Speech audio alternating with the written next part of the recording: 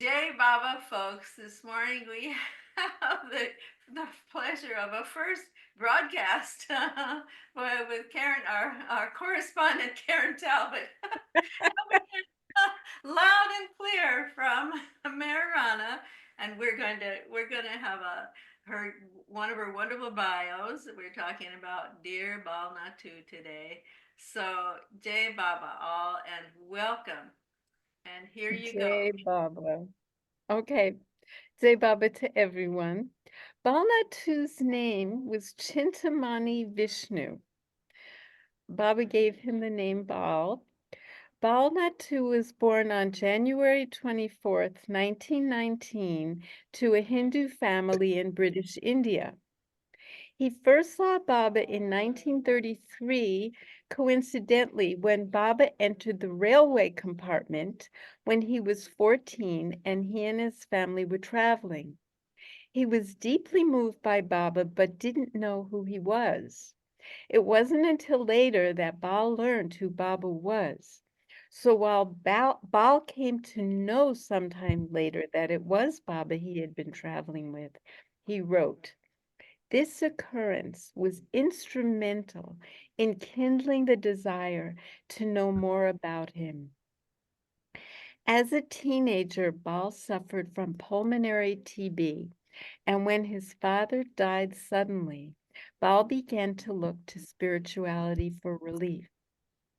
Bal first began corresponding with Baba in 1943. In response to Bal's first postcard to Baba, Baba wrote back that he could ask him any questions. Instead of asking him questions, Bal wrote back, I wholeheartedly wish to learn the alphabet of spirituality at your holy feet. While Bal had read about spiritual masters, he wanted to meet someone in the body who was truth realized. He next set eyes on Baba on the Nagpur railway platform before a darshan program in 1944 that he planned to attend. Now he was 25 years old. This was his first opportunity to see Baba. He'd been looking forward to having Baba's darshan for a year and only now was given this opportunity. Although his constitution was weak from tuberculosis, he came to Nagpur all the way from Kurdawadi just to be in Baba's proximity. Although it turned out he was actually on the same train as Baba from Manmad, Bal traveled in another compartment. When he saw how beautiful and splendid Baba looked on the platform of the Nagpur railway station, he totally lost himself. He felt enchanted. Observing this state, a thief picked his pocket, stealing his wallet and train ticket. Fortunately, he saw the ticket collector, who was an old friend of his. And he wrote, when I met Baba, I instantly became penniless and directionless. In April 1947, he was able to meet Baba in Madras. Baba and his friend boarded the same train that Baba was on. When he arrived, Baba was invited to stay under the same roof as Baba. On the first day of darshan, Bal met Minu Karas and Meherji Karkaria. Minu told Baba, when you're in Baba's company, concentrate exclusively on him. He suggested Bal write impressions of the visits and meetings with Baba in diary form, which live on today. Baba asked Bal to be a note taker, and so Bal kept a diary. For Bal, the second day there was precious. In the morning, Baba gestured, you will have mukti, or liberation. On April the 5th of that year, 1947, Bal left and traveled with Baba on the same train. In 1947 and 48, Bal was a teacher. So he had summer vacations and other school vacations. Baba gave him license to visit whenever he could. He had carte blanche, but he had to give 2 days advance notice. So he used all his holidays to visit Baba at Meherazad, later at Guru Prasad, and to meet Baba on all his travels. On September 4th, 1949, Bal attended the New Life meeting at Meherabad. When asked whether to say no or yes to attending the New Life, Bal wrote yes, he wished to join Baba. He left his teaching job to join the New Life, but because of Bal's fragile health, Baba released Bal from his oath. Baba had Abdullah, one of the New Life companions who was an attorney, write something to the effect that Bal would remain with Baba in his new life to the very end, but was sent back home, and Baba gave Bal other orders instead. Another special visit Bal had was in 1953 when they were on a rowboat. Bal sat next to Baba. Bal wrote, "It was the first time in my life I sat so close to Baba, and that feeling is indescribable. The one thought Bal had every time when parting with Baba was, when shall I be in his company again?" He attended the September 29th and 30th, 1954 men's meeting, where Baba gave the final declaration. 900 Indian Baba lovers also attended, as well as the Westerners who attended the 3 incredible weeks. Baba asked Bal at that time to translate the final declaration into Marathi, which Bal did. And at that time and in the future times, Bal also attended to Baba's Marathi correspondence. In 1955, April 23rd, Bal met with Baba and wrote, "Matchless are these Meher moments." In 1955, at the men's meeting at Meherabad, Bal Natu and Vishnu kept accounts and helped others with cooking. So he always seemed to be helpful as best as he could in any way that he could. Baba graciously allowed Bal to stay with him at Guru Prasad for 6 weeks during his school holidays. This began on Baba's visit in 1957, and then each summer from 1959 until 1968. In 1957, Baba asked Bal and Digambar to come to Guru Prasad and take notes. When the summer holiday ended, Bal would still continue to come. He would come for weekends. He enjoyed the intimacy of the card games and the camaraderie. Bal wrote, "I traveled with Baba in India and was with him at Meherabad and Meherazad. But by far most of the time I spent in beloved Baba's presence was actually at Guru Prasad."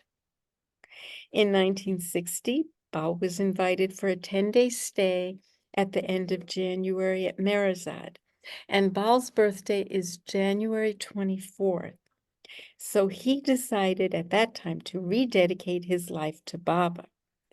And in return, Baba gave Bal a gift of a copy of the Master's Prayer, and that copy was signed by Mani from the Mandali to Bal. Each year, Bal Natu spent 5 or 6 weeks of his school vacation at Guru Prasad. Due to Baba's ill health, several of the summers at Guru Prasad were quiet ones, especially when Baba would go into seclusion. In 1968, Baba was in strict seclusion. Bal also had a November Meherazad stay on November 3rd of that year, which was the last time he saw Baba. Bal was invited by Baba to come and attend Dara and Amrit's wedding. Still, Bal didn't come. He didn't want to use his vacation time. He wanted to save that for Christmas Day and the April Darshan in 1969. On January 23rd, 1969, Bal received a birthday greeting from Baba.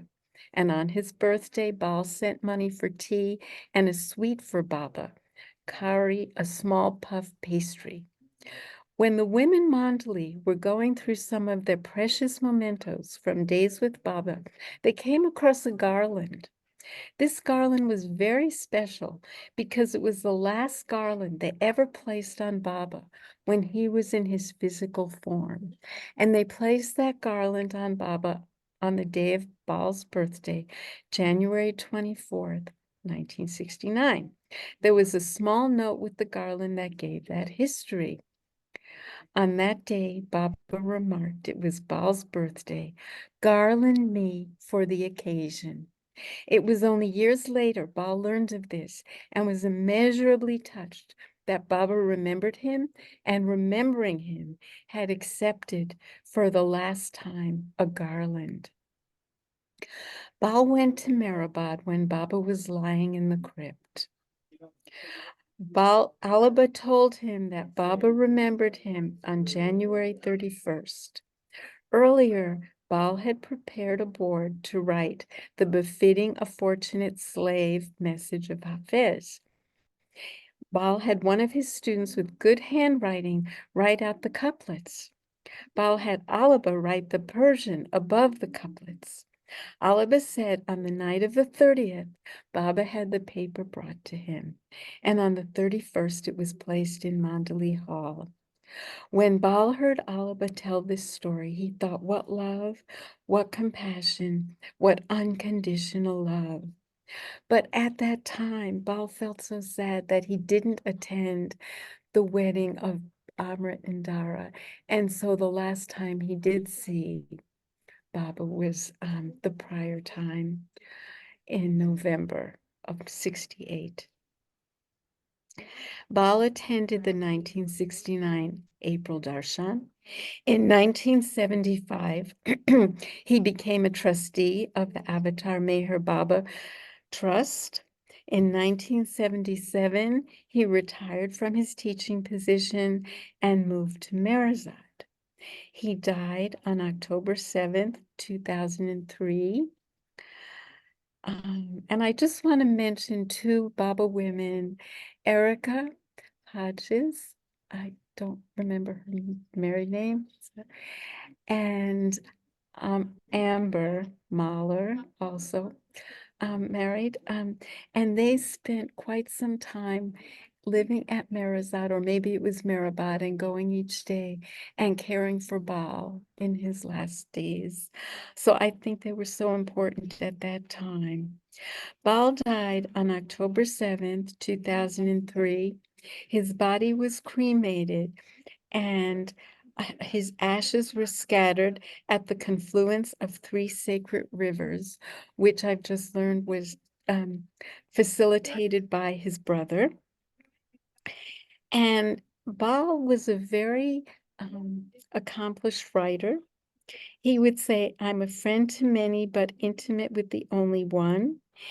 He quietly touched the lives of multitudes of Baba lovers from around the world, not only through personal contact, but through the volumes he wrote about Baba, and he called it his Baba pen. Paul wrote Conversations with the Awakener, Flowing Conversations with the Awakener, More Conversations with the Awakener, Glimpses of the God-Man, volumes 1 through 6, Intimate Times with Meher Baba, Our Constant Companion, The Samadhi Star of Infinity, When He Takes Over, and my apologies if I've left anything out. Bal's only thought was to serve Meher Baba, remember Meher Baba's name, and as Meher Baba instructed him in 1947, to let his love flow on ceaselessly, like a stream down the mountain on its way to the ocean. In 2002, Bal gave each person at Meherabad, and those two women, Amber and Erica, went and distributed them. at the NPR, or MPC, what I guess was the NPR at that time, a special New Year's card with his writing about the amazing secretive time spent in Baba's Samadhi. The cards were also sent to Baba's centers, and I'd like to close by reading this. It's so beautiful. Remembrance of the Lord from Bal Natu. Remembrance of the Lord, a prayer to be offered in silence to the Silent One.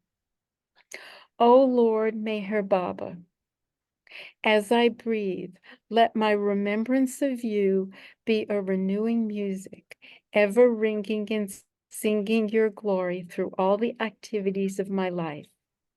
Let your holy name become my very breath, and the soft rhythmic humming of it, the song of my life. As I remember you, may the pure essence of your luminous being touch my infinite self. May your touch purify my feelings, thoughts, and actions, making them worthy of being offered as loving gifts at your feet. May your remembrance usher in the harmony of body, mind, and heart, so that I may live to honor your wish and to please you. If with your grace I wipe away the past, may I fill the present with the sweetness of your name and continue to play in your game with me. Your remembrance is the only remedy, but this I often forget. However, when I remember you, it is merely in response to your loving grace showered on me. May every moment be a celebration of your glorious presence, and I be the recipient of your loving guidance. Guide me to listen to your music with the ears of my heart and to witness your dance with the eyes of my heart. Let me listen and watch your divine sport with deep appreciation, yet unattached to the melodies or the movements. May I remember and be absorbed only in your presence. May the remembrance of your name help me to hold on to you throughout the delights and trials of life, ever guiding me to your abode in me. This is my prayer to you, O Lord Baba, Bal Natu, 10th July, 2002. Jai Baba. Thank you for giving me the opportunity to read these words. You're muted, darling. Oh, Ah, I No, was not you. Yeah. me. oh, Thank you, Karen. That was just wonderful. For can those, I just, yeah, can I yeah, just have 2 minutes to just please, share please. 2 things and then I'm going to take off. Again, if someone doesn't know, I'm at Meherana, great New Life Sahavas every year. Yay. So I'm recording from beautiful Meherana. So in 1978, maybe 9, it was 8. It would have been my trip in 78 in the fall. I was at Meherazad, and he would let people help with editing his books. I mean, he just did it as a kindness to most of us, not Steve Klein, but to the rest. But there was a trust meeting, and he came back in the trust car, being at a meeting all day. And this was when we could stay at Meherazad for a long time. The man comes out of a all-day meeting, Bal Natu, jumps out of the car and says, okay, let's get started on the book. I mean, his energy was so beautiful. I remember it to this day. And at one of our trips, I don't remember what year it was, but he came to the Samadhi with one of his manuscripts to offer to Baba. And I'm going to just digress for a minute. He said he didn't like the word tomb, Baba's tomb, but then he realized that the TO was the word to and MB was Meher Baba. So Baba's tomb was to Meher Baba. So there he is, sitting in the Samadhi with his manuscript that he had just received back, offering it to Baba. I am very gross. I had such a reaction, like that energy. And I sat outside the samadhi. I don't know where that energy came from, but it was beautiful. And I keep it in my heart. And I'm Wow. very grateful to share and be a part of these meetings. If I am able to, I will come back. But if not, Jai Baba to everyone. Jai Baba, Karen, you're shining. Karen, before you Oh, leave You're it's the tonight, sun. The shining. sun is behind me. No, Jai you Baba. are. You have the can I sun get inside your Love heart. you. clarification on Ralph, something, Karen? Ralph wanted, yeah, go ahead. It was unclear to me. It doesn't Uh-huh. say. Did Bal die at Meherabad or Meherazad? Meherazad. Meherazad. He And was quite was ill. he cremated there? No, he was Was cremated. And this is from Judy Robertson, who knew. He was oh, cremated at the confluence of three Well, sacred rivers, the ashes. no, Where was he cremated? He would have been cremated at I think Meherabad? Yeah, he probably, must have been there. Yeah. probably. But the Yeah, ashes were the brought. ashes were scattered. They were brought. The brother facilitated that, according to Judy Robertson. still And And not his, some other clear. women came. Betty, and his, let them speak. okay. Unless you know, Betty what knows more than I do. does she? Oh, It's Yeah. Judy. where It's he was Judy. Oh, born. Judy clarified this. She's not here yet, but right. at his request, at Bal's request, the ashes were brought to a sacred, there's a confluence of three sacred rivers and sacred to the Hindus. Bob, he was a Hindu, and put the ashes were dropped into those, I think all three rivers. Judy may come on later to clarify. Yeah, but this was at Bal's request, and his brother facilitated this. He knew that this was what Bal wanted. Bal was not designated to be buried at Lower Meherabad like some of the other men Mandali. So And this his is, cremation was facilitated by whom? But did the trust facilitate his cremation at you there? know, she didn't specify that, but Well, we'll likely, find that out. I'll yeah. I don't find know that out, very Ralph, well. and try and get that back to you through Betty at some Mhm. point. I Because see. we want to know, Yeah. but we don't know now. But maybe Judy will. Anyway, He Jai had Baba, become a everyone. fixture there, and Mhm.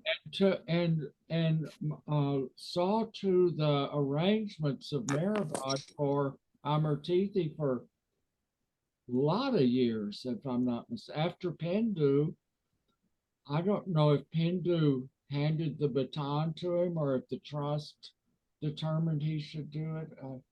Probably on a cooperative decision, but he did it. And I was astounded because he wasn't physically strong. His health was not that great. And that was a physical feat to do that work. So he did it for many years, if I'm not mistaken.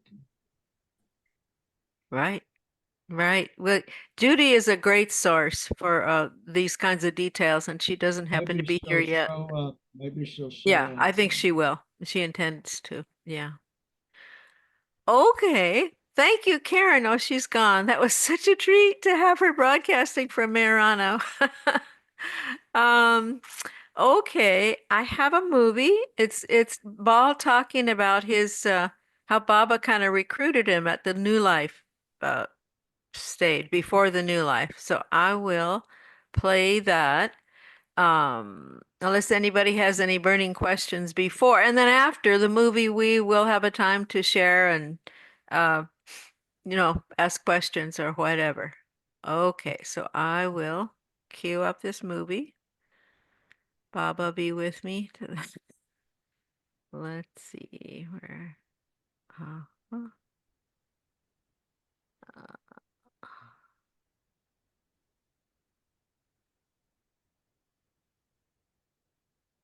okay.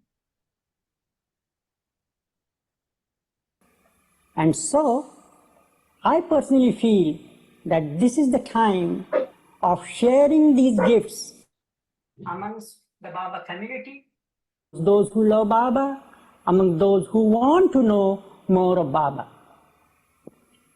I came here to Meherabad on 15th August 1949 and Baba was in the cabin where Tate stays. That was Baba's cabin, and Baba would call people there. So now my turn came. So Baba said, "Are you married?"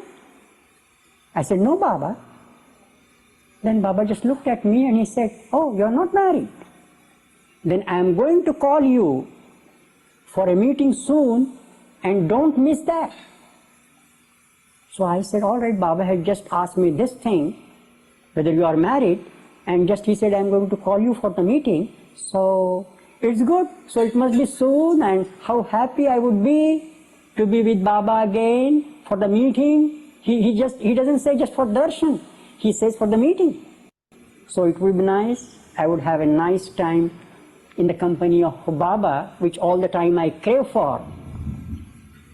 And so on 15th I went, and sometimes with Baba, the dates and the time is so quick, which one can't imagine.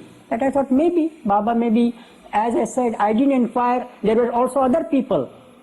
The talk was already there about the new life. Those who stayed at Meherabad, they knew about the new life phase.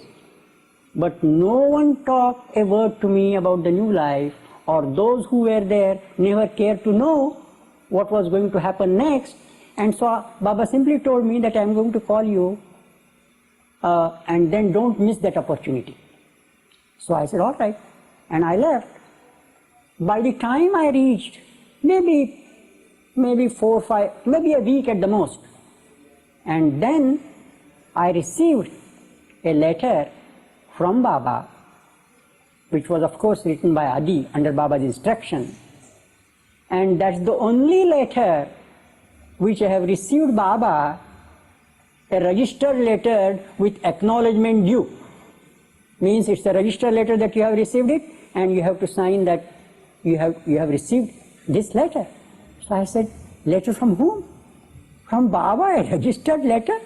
What that could be? And when I opened it, and I will just tell you the contents of those letters. As far as I remember, the contents of the letters were,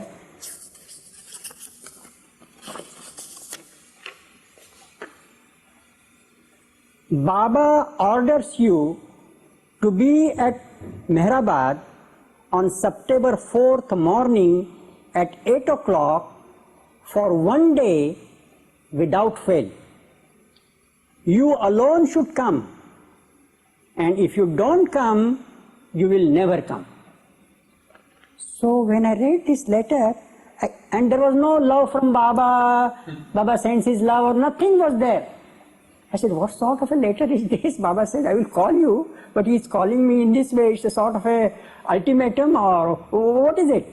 That if you come, if you don't come, you never come? So what's this? So when I read that letter, I couldn't understand what it meant. But still I was happy that Baba said that he would call me, and he has called me. So, of course, I was getting ready to go there. And then just out of somewhere, this was on 22nd August. That's what I'm telling you with Baba. Sometimes the quickening of the time, the quickening of the events in time. So I had some work at Pune. So I left my place for Pune. I finished my work. I was getting to the station in a city bus. And just in that same city bus, another of Baba's dear disciples called Gadekar, he also got in at one stop. We looked at each other, we were very happy. He came and sat beside me, and he had a very childlike nature, very loving, full of love for Baba. As I later knew that Baba used to call him Bhakta Shiromani, means the beads that you have. So at the end there is a top bead in the rosary. So that's like that. So Baba used to call him Bhakta Shiromani. He was full of love for Baba. So he looked at me and he said, you must have received a letter. You must have received a letter. I said, yes, I have received a letter. And then he said, "Oh, you must be joining Baba in New Life." I said, "What is New Life?" He said, no, you are going to join Baba in the New Life." And I said, "But what is New Life? Tell me." But either he didn't know the full contents of what New Life was, or as the instruction was there, nobody should talk with others about New Life, he didn't want me to tell about New Life. And just at the next stop, he got down and my city bus went straight to the Pune station, and I returned to my place. But that word New Life was all the time in my mind. What is this New Life? What is he saying? You will go in for New Life. What does this phrase mean at all? Because I had not heard even the phrase Old Life. Just being with Baba, coming, Sahwas and Darshan and all that. So what is this New Life? I felt. So at last, anyway, I thought maybe whatever it is. So I thought maybe when I go to Meherabad, the first thing I will ask those who are there is, what is New Life? And then there was no time, even Baba had first asked me in the letter to be at Meherabad on 4th September, but that date was changed and we were asked to be there on 31st August, 4 days early. So there was no time for me to think more about New Life. I say, whatever it is, to be with Baba, that's what really counts. And so, on maybe, I think the meeting was in the morning, so I reached there on 30th evening by this 4 o'clock train. So I reached there. Baba was already there in that hall, where you see the chair. So that was not the chair, but that was the place where during Sahwas and especially during the New Life meetings, I saw Baba sitting there occupying that place. The chair was different. So I went there. Already some people from other towns also had come. I didn't know that Baba had prepared a special list of about 35 people, and they were only called on that day. I knew nothing of it. I only knew that Baba wanted me to come, and he says, if you don't come, you will never come. So I said, no, I must go there in time. So I reached there, and from a distance I offered my regards to Baba. Baba looked at me and he said, sit down and all that. And I thought, what is going on in these things? Some things were discussed.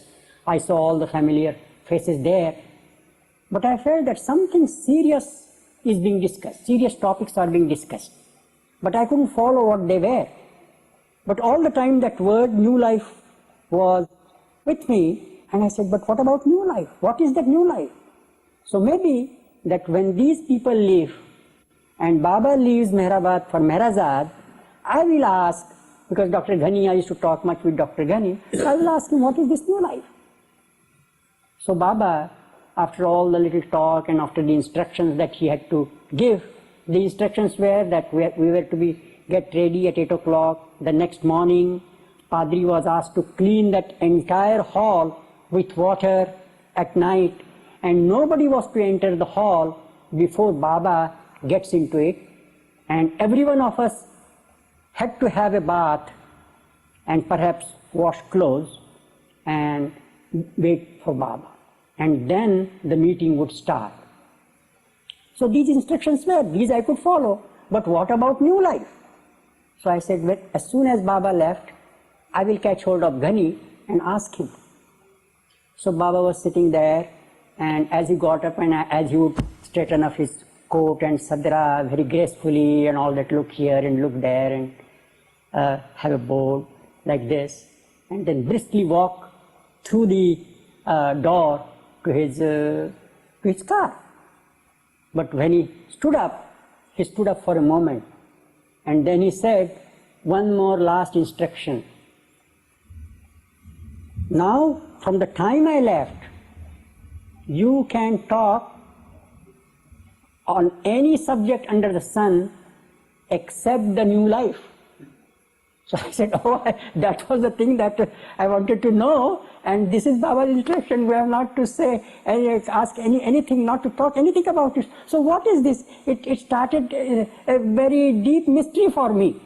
because I didn't know what was happening from 1st August. I didn't know, although I was there on 15th August and Baba said whether you are married, and I said no, I am going to call you.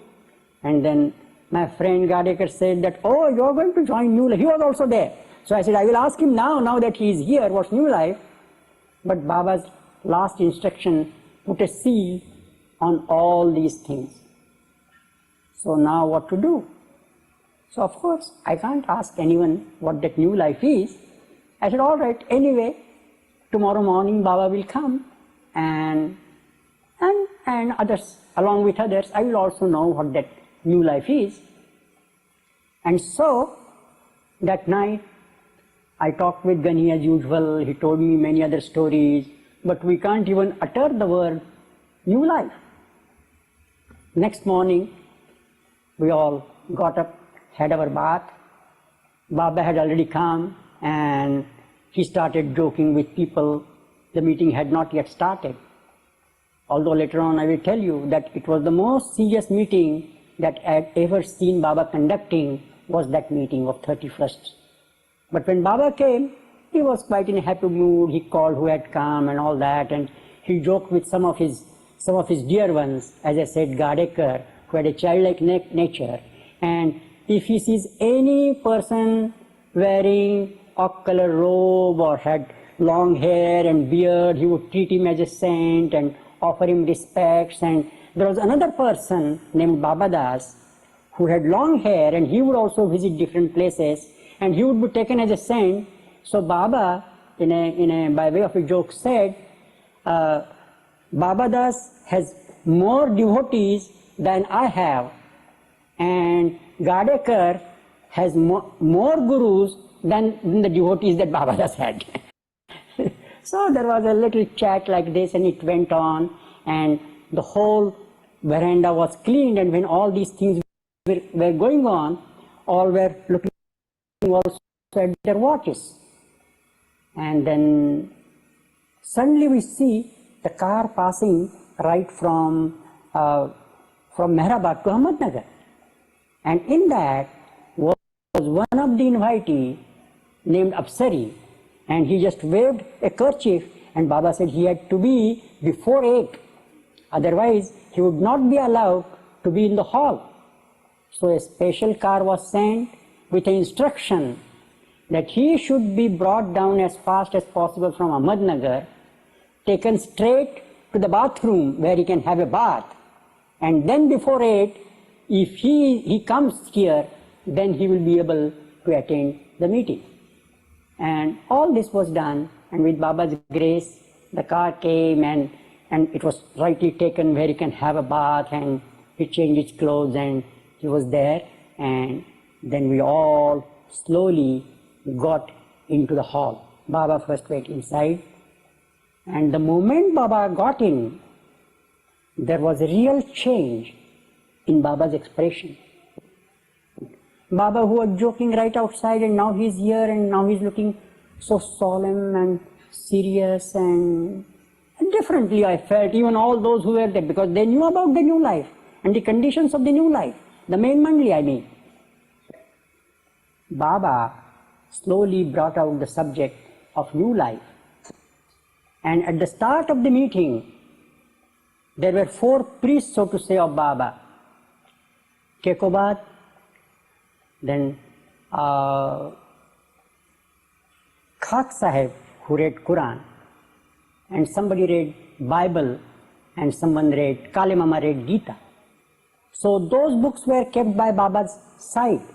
So first, these holy books were read, and then to have an idea of what that New Life is, some points were read out.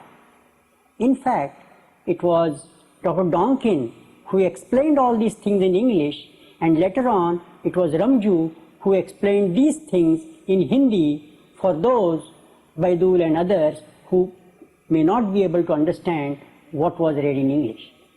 So to give you the idea, the profundity of the New Life, I would like to read some part of the points that were read out at the meeting.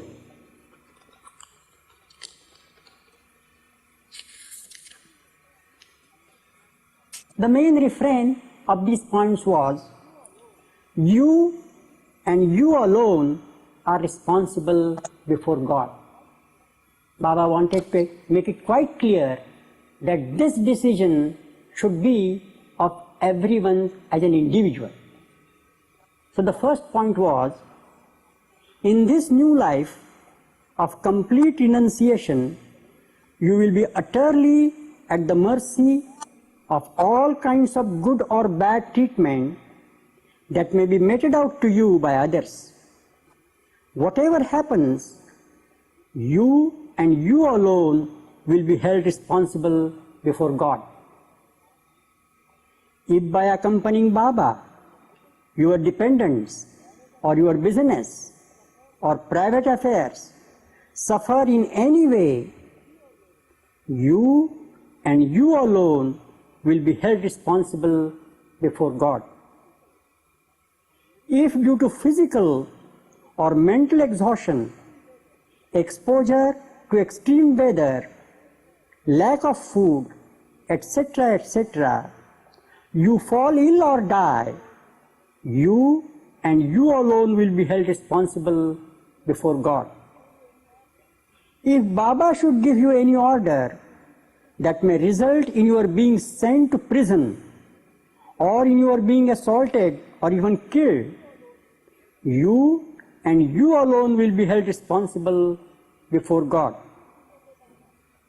If you should disobey Baba and he should send you away from him, you will not hold Baba responsible before God for your future, whatever that future may bring. The decision that you give to Baba will be considered by him as irrevocable, and he will not accept any change of decision from anyone. If, as a result of your having been sent away by Baba, you should take any misguided step, you and you alone will be held responsible before God. So the main thing that Baba wanted all to understand, that whatever decision we would have, that person will be responsible before God, because Baba said, don't expect any spiritual or material benefit for me, but you will be responsible before God. And so when these points were read out, then Baba said, I will take an oath. But before taking an oath, Baba also made it one point clear, wherein, which was mentioned in the circular, it must be clearly understood that although every condition and standing order listed in the communication is absolutely binding on all who decide to accompany Baba, Baba himself is not only not bound by any order or condition, but he is also absolutely free for all time to give any order to anyone, and that such orders might change or even nullify any or all the standing orders and conditions. So it was to accept totally whatever Baba says, that's true. Baba is absolute God, that has to be accepted, and then only one could try to opt for the new life. And then a part of the oath that Baba had taken, which was a very, very solemn occasion. Baba stood near his chair facing his own picture, which you still see in Meherabad Hall. That picture was there, and then a part of the oath that Baba has taken was this. Before this infinite God, who ever was, ever is, and ever will be, Baba decides today on the new life that he and those who accompany him will enter from October 16, 1949 and lead on till the end. This new life will be based absolutely on all that has been dictated by Baba in the circular of conditions, and Baba invokes God to make him stand by it as firmly and steadfastly as his companions in the new life are required to be.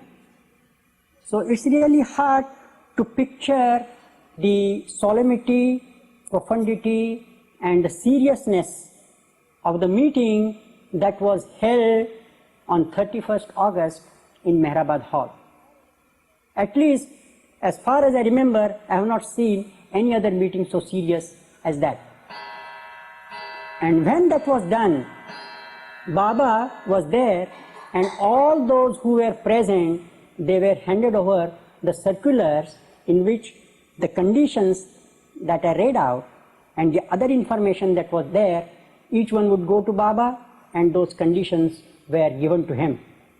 And then Baba gave a little break for tea, and then he said, you think over it, read it, and you alone would be responsible before God for all these things.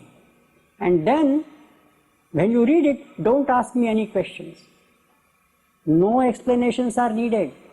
No compromise with any word. No confirmation for anything.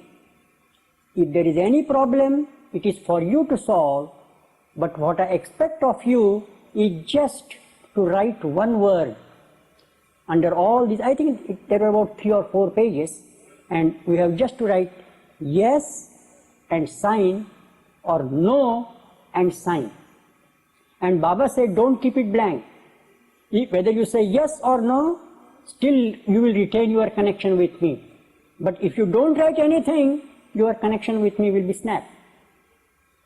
And for this meeting, there were also some people who didn't receive the circulars, which were known as arrangement walas. Sarosh, Nariman, Meherji, Ramju, and later on Jal Kerawala were known as the arrangement walas. So we received the circular, I went out, I started reading the circular, and in the end, I decided that it is better to write yes, because this is the greatest opportunity that Baba had given me. And suppose in the condition it was there, we have to walk, physical labor was there, and I was so weak that I was sure that I will just be with Baba for some days and I will die, and that would be the best thing to die in that manner, following Baba. In fact, I didn't care for other things because I knew that it was hard for me to stand for the other conditions that were mentioned there. And so I went out, and Baba, as if in his own way, to give you some time for thinking and all that, so we were having our tea, and my same dear friend Gadekar comes to me and he said, oh, you are surely going to write yes. I said, how do you know that? And just then, how Baba helps. Just then, there was another person standing by him and he said, yes, he is going to write yes. I said, how do you know that? He said, some days back, I had been to Meherazad, and in a very informal talk, Baba said, Bal Natu is not married, so perhaps he may join me in my new life. He may say yes. So I just put 2 and 2 together, and also in the morning, when I was walking by Meherabad, the Mast Muhammad was there. He just looked at me and he said, Allah miya dua karega, means God will bless you. So somehow, hearing all these things, and for me, this decision was not out of calculation. What are the pros and cons and what will happen? It was a spontaneous thing from me. Sometimes ignorance helps you to take the decision. You don't worry about it at all. You are not to care for it at all. So somehow I 100% felt that this is the moment when I should say yes.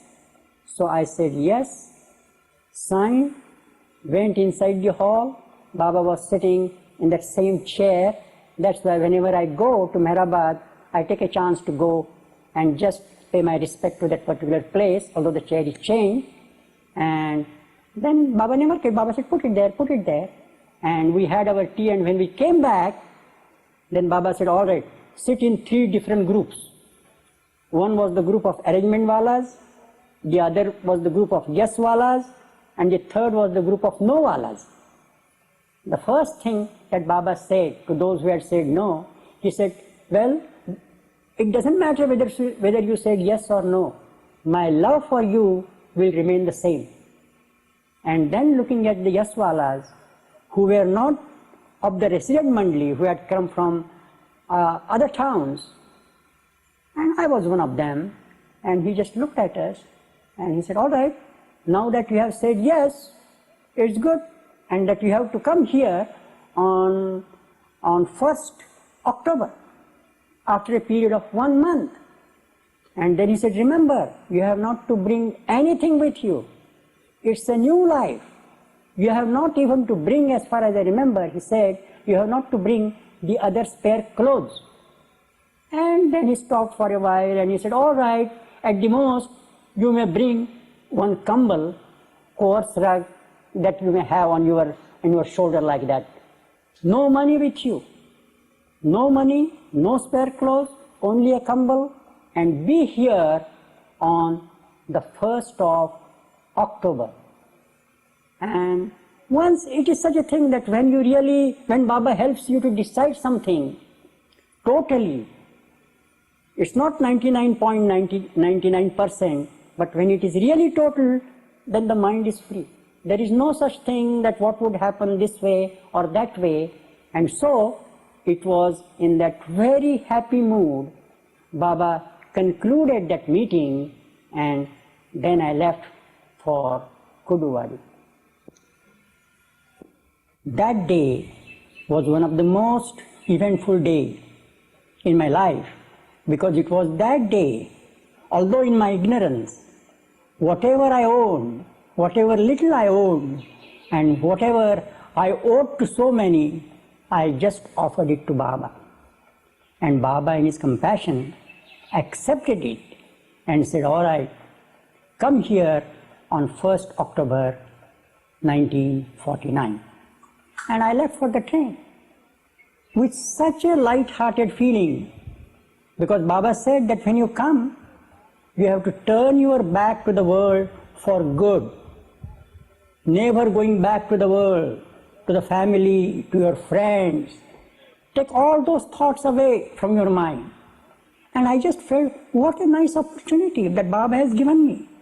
So it was a very carefree attitude that I inherited at that moment, and left for the station and reached my place. Now, of course, I had decided that I have to go with Baba in the new life. I have said yes, and it was unconditional. So I had to prepare myself in a practical way also. So the first thing that I had to do was to submit my resignation to the headmaster, because it needed 1 month's notice before they relieve you legally. And Baba would not like if at all some correspondence happened to reach him that way. So when I went to the headmaster, who was a bit new to me and also to the school, wondered as to why I should tender my resignation without mentioning any specific reason. I didn't tell him about Baba in the beginning, but because just a month prior to that is July, the entire of July, according to Baba's instructions, I had observed silence. And so he felt, what sort of a person is he? Seems to have a mystical attitude. But one thing, I never brought my relationship with Baba in the work that I was supposed to do in the school. I would always pay best of my attention to the students, to the class, and whatever work I was supposed to do. So he was in a fix what to say. He said, why do you want to leave? I said, no, it's enough. I have to leave, and I will be leaving this job on 1st of October. And then he said, all right, we will see, we will let you know. Please reconsider. I said, no, there is no thought of reconsidering about this resignation.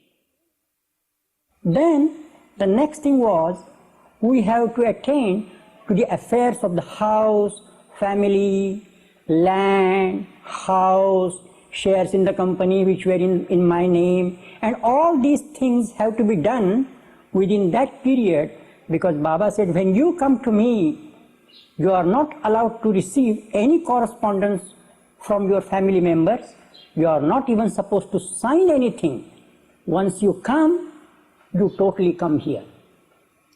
And then Baba has said that if you are not married, you are supposed to tell about your coming to me only to one person, who would tell the rest of the family and neighbors only after 16th of October.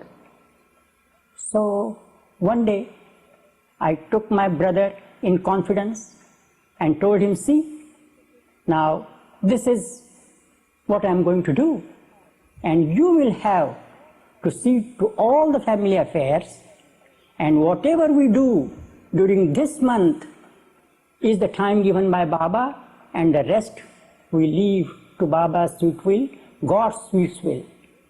And to my great fortune, my brother very lovingly agreed, because we were a joint family, to all the responsibilities, and that was really a great relief for me.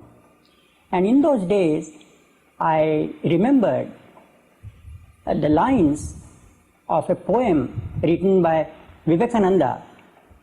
I think the title is Song of Sannyasi. And in the olden days I was told that Baba used to refer to these particular lines. And that's why they started coming to me. And as far as I remember, they are, they know no truth who dream such vacant dreams as father, mother, children, wife and friend. Sexless self, whose father, whose child, leave all that sannyas in bold and say Om Tat Sat Om. And so I felt, now this is the time when I have to leave all to follow one. And then as I would move in the town, in the class, there was a different look. So to say, I would be seeing, oh, I won't see this person again in my lifetime, because after 16th October, the whole connection is being snapped. I will go by the roads, and I became so aware of the things around me. There was interest in it, and also I was disinterested in that also. Oh, just for the last time I will be seeing this place, and just a month to go. And what have I to do? I have just to have my clothes on my body, a coarse blanket on my shoulder, and go to Baba and be with him. But after a few days, when you are with Baba, you have to be ready for changes. And so after some days, I received a letter from Baba in which was enclosed a long list of things that we are supposed to bring with us. As far as I remember, the first thing was 2 kafnis, means gowns or whatever, I don't know what you call, as the sadhus wear, kafni we call it, and one had to be of white color and the other blue. And the second item was again a kafni, woolen kafni with brown color. And there were so many other things. You have to have those who are used to toothpaste and toothbrush, they should bring that. And I never used a toothbrush or anything, just the ash from the hearth we will just apply to our teeth, and we should bring the tooth powder, and other things were there. Even the size of the box was mentioned in that. What size the box should be in which you keep all these things. But in those days, whatever instructions, in fact only this was the instruction, but whatever would come from Baba, I think that, oh, he will see to it and that will be done. And so when I received this letter, I started purchasing different things mentioned in the letter, also shoes which I had not worn for years. And then when I went to the tailor and asked him just to take a measurement for the kafni or the gown, and he started looking at me. What has happened to this teacher? You see, he knew me as a school teacher, and when he said one is blue, and when he heard that one was a woolen kafni, it was too much for him. He was looking at me and taking my measurement. He says, what have you in mind and why you want this? And I said, no, just I want this, that's all. Because I couldn't speak out, because that was Baba's instruction. We have only to one person in the family, and if need be, then only to the boss or to the headmaster or whosoever he may be, that I can just mention something that I'm going like this. So it was all the things like that, these things were going on, and somehow the headmaster also sanctioned my resignation. I said, now everything is done, the brother has agreed, now I have to worry about nothing, and I was just counting days to go to Baba. But at the end of the list, it was mentioned that instead of 1st October, you come to Meherabad on 5th October. So at that time when I read it, for a minute I felt, so what will I do here for 4 days? And then people would know that I have left my job, and they would come and ask me and all these things, just for a minute that was there. And I said, all right. I started purchasing things as I told you. And now to keep all these things in a trunk of a certain measure.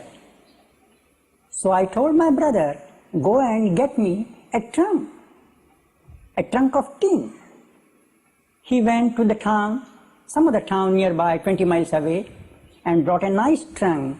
But when I measured it, I found that it was longer than the measurement expected. So I said, no, go back. And I was sure that there will be a trunk of that size when it is mentioned in the circular. And these are the little things that really to me are Baba's discourses in his own language.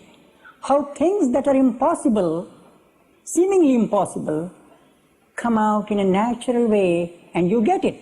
And when my brother came and he brought the tongue, and it was exactly of the size that was mentioned in the letter. So I said, now most of the things have been done, but one more thing was, then I think I received a letter. After that, when everything was complete, I said, now everything is complete. Life with Baba is just like this. When you feel self-complacent, he just shakes you from that self-complacency and he says, no, you have to go ahead. It's not just that. And just then I received a letter that before we go to Baba, we must have a sort of an identity card with us. Perhaps when we go to colleges and all that, here we have the identity cards in which your picture would be there, your name would be there, and here it has to be signed. It was mentioned in the letter that it has to be signed by the government officer, your picture. And then I learned that it was because that when you follow Baba, one of the condition was, if you fall ill, well, you will have to take care of yourself, and nobody is supposed to look after you or wait for you. We will go our way, and you are responsible before God, whatever happens to you.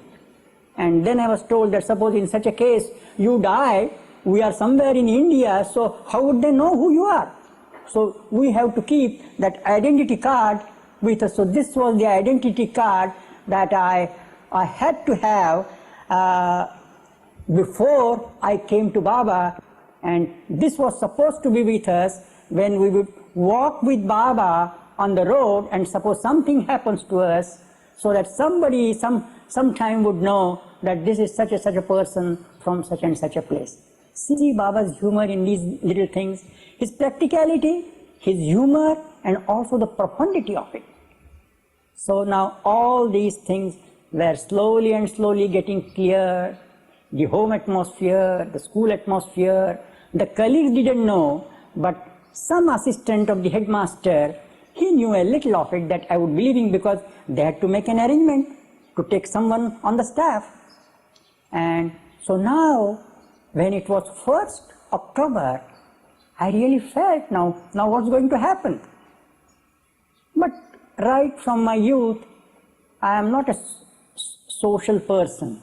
You see, a sort of, I would just be in my room, not visiting neighbors, not the friends would visit me. And so, although I felt that some of my colleagues may come, but somehow it so happened, no one came to my house to inquire why all of a sudden I have given up my job and where I am going and what I am doing.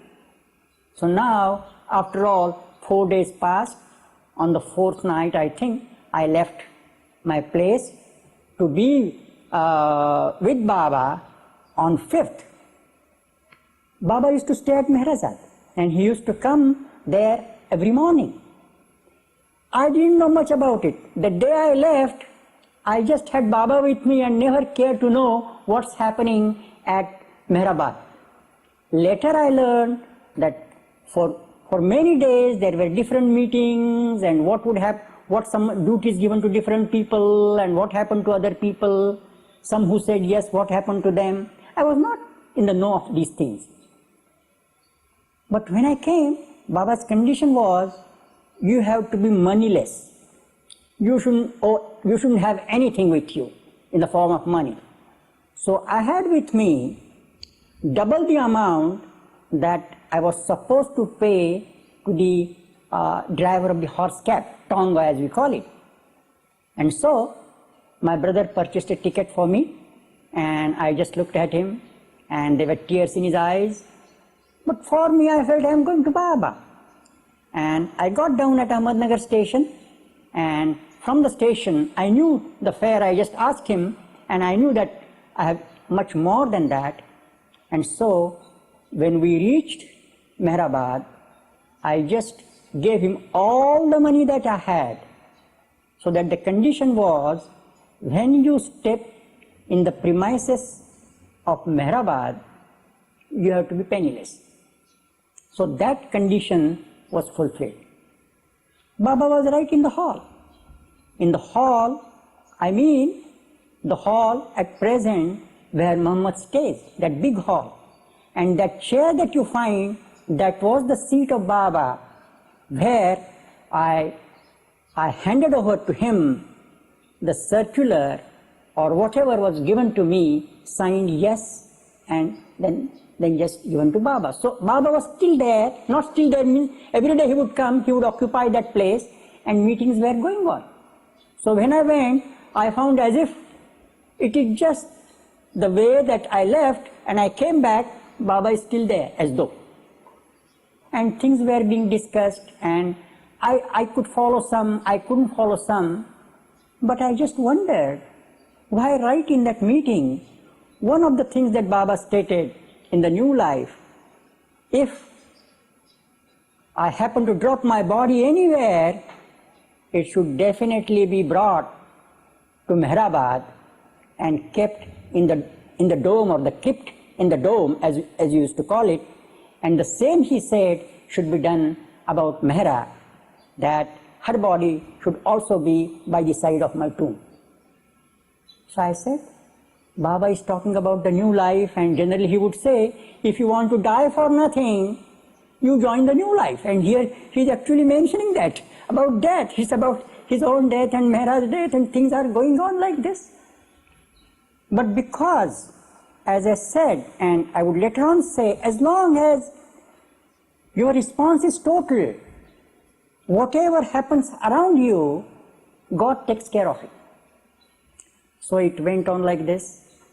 And the next day, it was a very simple meal. All those who were known as Yaswalas, they had already arrived there. We had just a simple tea in the morning, and for lunch, one vegetable and chapati, and at night, rice and dal. Very simple meal. In the hall we slept. It was really a very simple and contented days that I may say, although they were very few for me. So the next morning Baba came and Baba was very happy and he said, all right, Khat, one of the members who was staying in Meherabad, he was a poet and he would compose ghazals like Dr. Ghani. So Baba asked him to read one of his ghazals.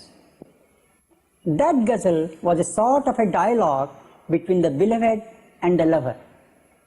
The beloved says to the lover, because of the heartache, what sort of scars you have on your heart? And the lover says in reply, thank you, O beloved. For me, the brilliance of these scars is brighter than the heavenly bodies. And Baba really liked this simile and he made his sign of perfection to heart. So this was on the 6th morning. And then later on, I am not sure whether it was the midday, before lunch or after lunch, we went outside at the back of Rahuri cabin, means back side of Meherabad hall, and Baba said, let's play some game. And that game Baba has named as French tennis. It means we use the tennis racket and the tennis ball, and the one who is playing, he had to have his racket just near his toes, and then someone would throw the ball and you have to hit it. And if the ball hits you below the waist, you are out. If you hit the ball and you are caught, you are out. But if it's hard, then you continue the play. So like this, the play was going on. Baba also joined us. All those who had said yes, they were also there. So we are having a very nice time. And after some time, maybe 15-20 minutes, so the play was over and we were all returning back to Meherabad hall. And when I was just getting into the hall, I just find somebody patting on my shoulder like this. I looked, and to my amazement, I found that it was Baba himself. He looked at me and he said, you played very well today. So of course, it was for the first time that I was playing that game and with him. But when he said, I said, yes, Baba. And then he made a sign. See how Baba in a natural way brings out things. He said, do you play cricket? So I said, Baba, I used to play cricket. So there was a look of surprise on Baba's face. Then you don't play cricket now? I said, no, Baba, I don't play cricket these days. He said, since when? I said, I only played during my school days, and then when I was in college, I had a heavy hemorrhage and I started vomiting blood, and then I was a patient of tuberculosis of the 3rd stage, and since then, what of playing cricket, I cannot even lift heavy things like this. Then Baba showed a concern over this matter and said, but then how will you walk with me for 10-15 miles? Will you be able to walk 10 to 15 miles a day? So how in a natural way Baba got in there, and I said, Baba, I will try my best. And then Baba looked at me and he said, all right, come to Meherazad on 8th of October and I will tell you something. And then when Baba left, Dr. Ghani, who was interpreting the board, was there, and he said, Bal, you are lucky. Because I don't know, Baba was so stern with those who had said yes, and no compromise, no explanation, but he said, he is going to tell you something. You and Minu Kharas are lucky. So I personally didn't know what's happened to Minu Kharas. Anyway, I said, of course, I will go to Meherazad because of Baba's order on 8th.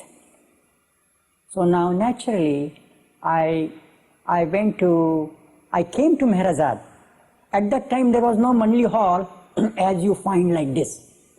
And so naturally, we were just waiting outside, and there were trees just in front of the Mandli hall and in front of the blue bus and other things. And Baba was in room number 5, as it is numbered now. That was Kakabariya's room. Baba was there. And when I came here, he said, all right, whatever duty I give to you, do it wholeheartedly. And so many poor people were called here, men and women, and I was given the duty to just ask them to sit in line, then take them to Baba, guide them to Baba, and Baba was there. He was washing the feet of all these people and giving them some food grain, I don't remember what, and then they were taken out. So when Baba was doing like this, for some time, he even called me to the room, and I just looked at him and wondered at his humility, at his compassion. And so, when this was done, all people had left, then he again called me in to his room, and there were two doctors, Dr. Donkin and Dr. Neelu. And then he must have told them something about me, what had happened after the play of French tennis. And he said, go and examine him whether his stamina or he is physically fit to join me in the new life. He didn't say anything to me, he just told them these things. So now sometimes I remember just in front of one of these rooms, all people have gone. Some 10-8 of the resident Mandali were here. So I was made to stand there. Dr. Neelu comes to me, and the only thing I remember he did was just to remove my shirt, collar of the shirt, and look at my collarbones, and perhaps one of the ribs, this side or that side. Dr. Donkin was just standing there, just watching what he was doing. They exchanged looks, and I think it was quite clear for them what state of affair with my body was. Now they go back to Baba. They must have told something to Baba about my physical condition. I didn't know what they said, but Baba said, now you do one thing. You come tomorrow at Adi's place at about 9 o'clock, and he had also made an arrangement for his conveyance. So I was just like in the Wonderland or Baba land like that. I said, whatever he says, I have to do. I had no thought that what's going to happen. And so I went back, and the next day, 9th October, at about 9 o'clock, I came to Adi's office, where at present is the registration office. And by the side of the registration office, there is a small room, which was Adi's personal room, and Baba was sitting there. So when I went there, he called me inside. And then he looked at me and he said, I am pleased with you and with your love for me. So I just wonder what he is saying. What sort of love is this? As for me, he was like a big magnet, and whatever I did was like the iron filings. I didn't know what it was, but somehow I felt very drawn to him in a most natural way. And then he again looked at me, and the one person who was in the same room was one of Baba's Mandali named Ramju. Ramju was the person who would do legal things for Baba. And he was also given a great responsibility, because he was one of the arrangement walas, to do with the lands and the people who were there and all the legal things. He would see to this. So he was there, and so then Baba just asked him to take the stack of the forms of all the yeswalas, all those who have signed yes. And then he said, take out Bal's, whatever that circular is on which I had signed. So he takes it out, and then as far as I remember, Baba dictated from his board to Ramju to write on that very paper, Bal will be with me in new life, and I am not sure whether forever, till the end, or what word Baba used, And then Ramju wrote that thing on that circular which I had signed, and then as an official document, then he takes it to Baba, Baba takes it in his hand, he signs it, and then he gives it back to Ramju.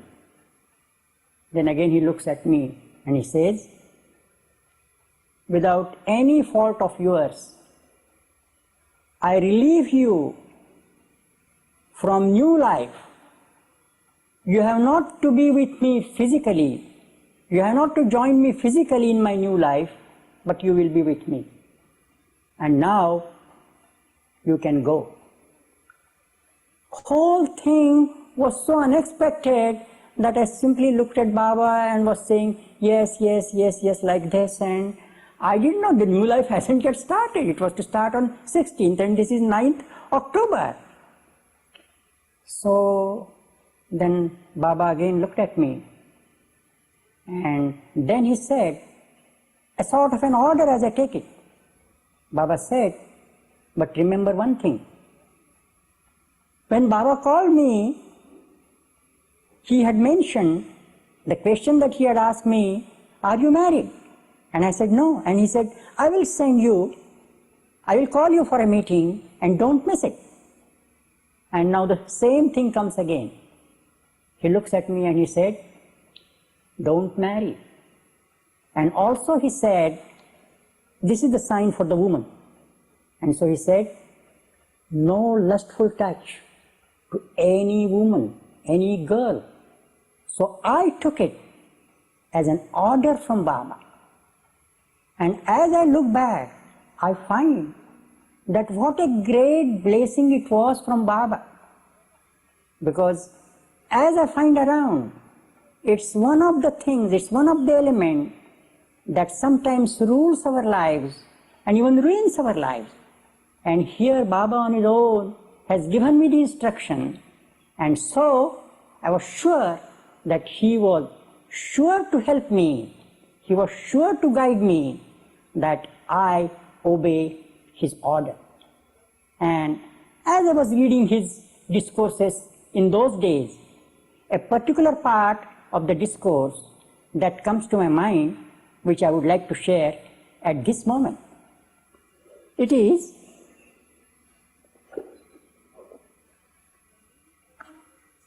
the need for male and female incarnations.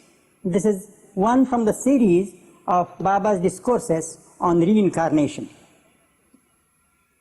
Baba says, the psyche of the soul retains the gathered experience of male and female incarnations. Since the soul identifies itself with the body, the psychological tendencies which harmonize with the sex of the body find a suitable medium for expression. The psychological tendencies which are characteristic of the opposite sex are ordinarily suppressed into the unconscious part of the psyche because they do not harmonize with the sex of the body and find the medium of expression obtrusive. Thus, sex is a manifestation of the ignorant attempt which the conscious mind makes to compensate for the psychic fragmentation entailed by identification with the sex of the body. This attempt to compensate for fragmentation is doomed to be futile because it is based upon identification with the body. The problem of sex duality is a part of the problem of duality as such. Its complete solution comes when the wider problem of all duality is solved through divine love, in which there is neither I nor you, neither man nor woman. So when Baba gave me this order, I felt that this duality that really persists in the life of man. So Baba is going to help me, going to that deeper aspect which is in me, which may trouble me sometime, but Baba is there to help me.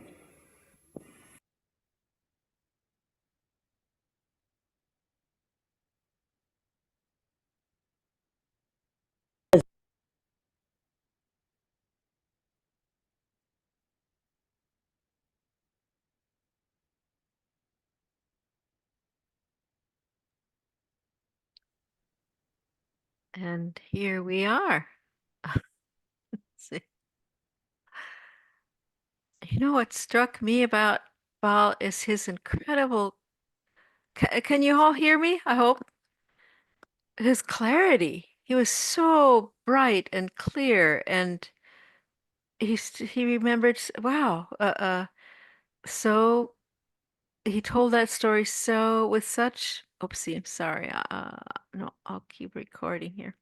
With such clarity. Um, what a beautiful, beautiful soul. Um, Now, at this point, we invite any of you to share recollections or comments or um, uh, anything you have to share if you would like. Um, Michal.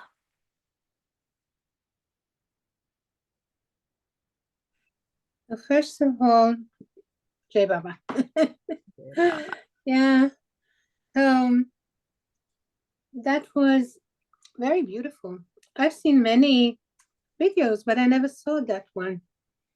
So it will be nice to revise it if you'll put the link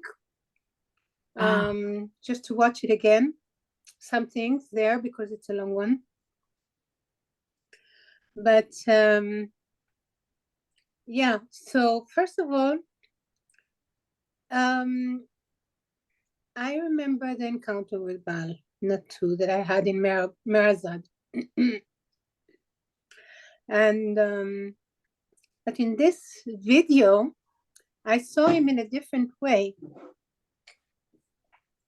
than I saw him there. So I just want to say something about what I was impressed with in this video.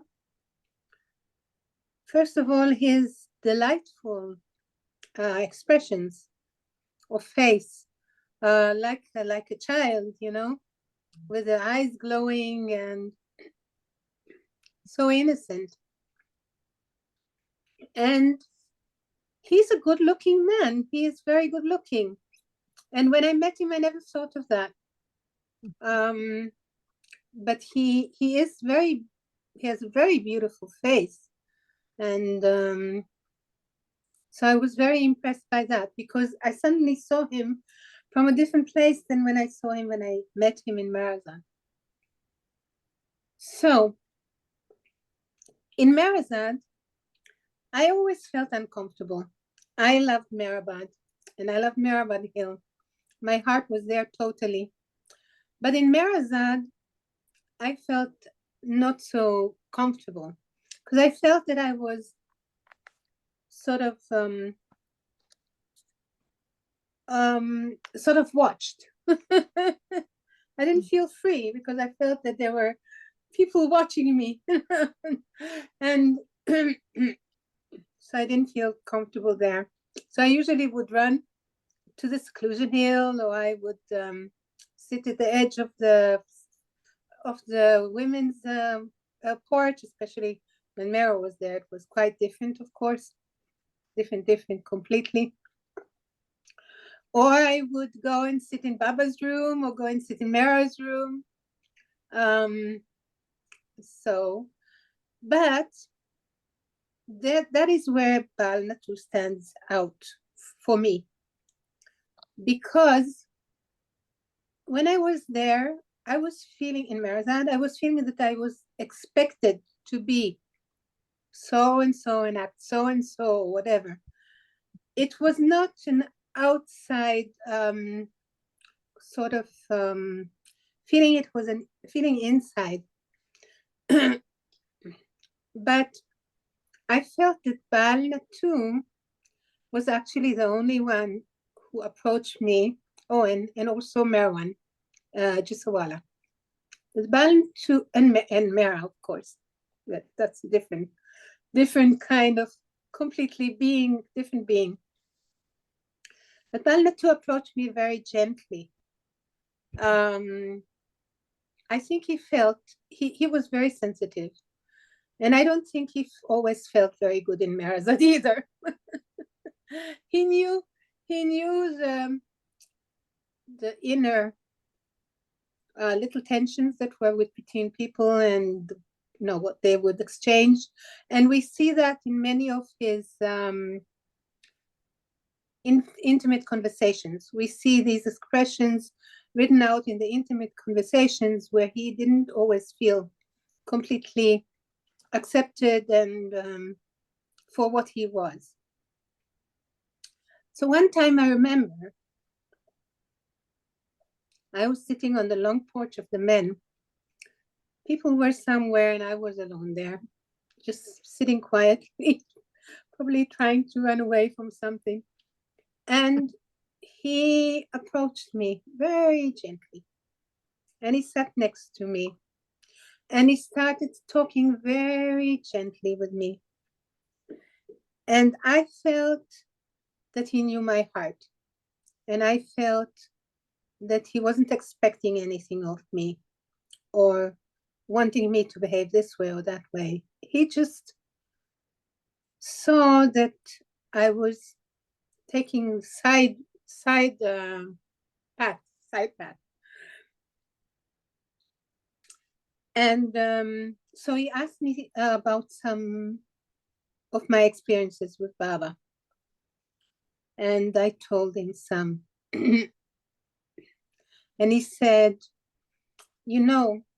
I collect these stories and I put them in books, in stories of Baba books. So if you want, you can write them out and give them to me and I will put them in a book. But at that time, Baba, when he gave you experiences, he gave you also the feeling that you should keep that for yourself. So don't talk about it too much. Don't flash it out. So I listened to him very, I felt very comfortable in his company, and he was very, very gentle. But I never gave him these stories. But we had this very delicate connection where I felt that he never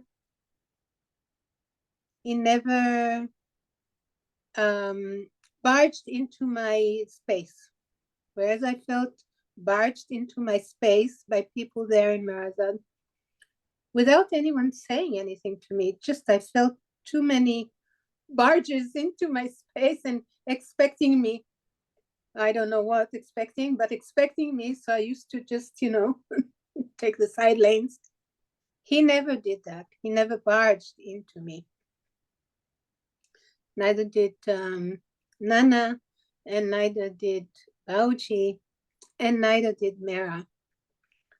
Mera showed me that she knows me without even talking to me directly. She knew me through and through, but she never barged into me. She showed me very clearly that she knows what is happening within me, but she never expected me, never barged into me. And Bal Natu never did. Bauji never did. Nana never did. Mansari never did. And I really, really appreciate their approach towards me. Later on, Bauji asked, not Bauji, Bal Natu asked me, so you're going back, so what are you going to do in your life? In that time, I was in a turning point. I wasn't a kindergarten teacher yet.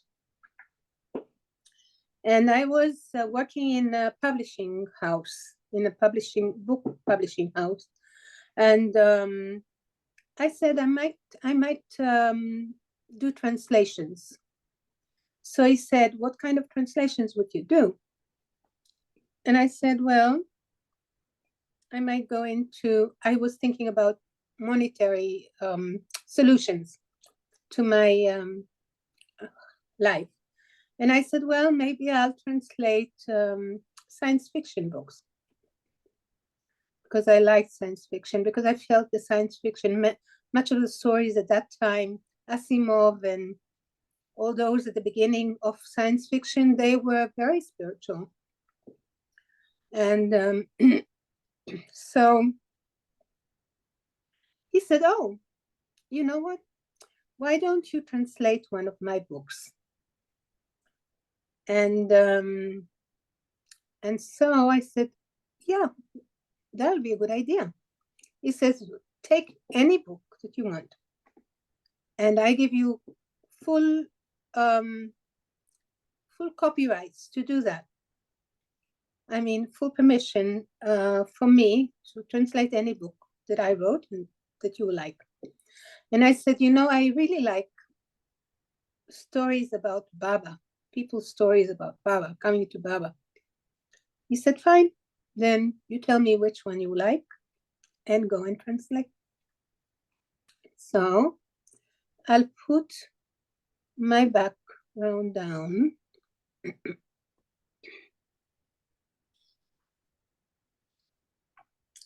So this is the book that I translated. It's the first translation that I did into Hebrew.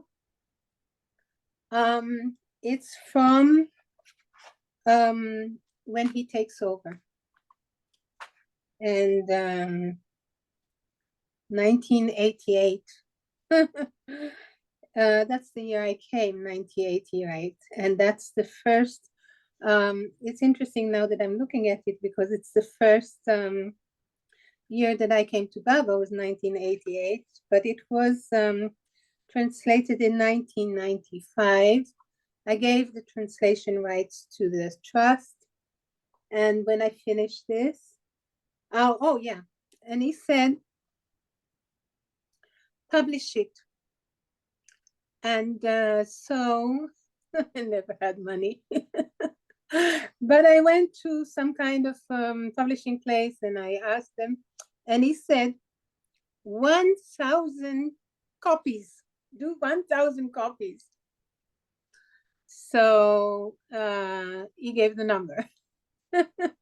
So I did 1,000 copies. I still have a lot of copies at home.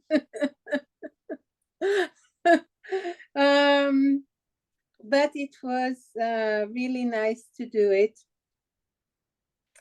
And I really thank Bal Natu for his sweet, very, very sweet and gentle approach, and gentle touch and support and belief, and for offering me this thing that I did with him.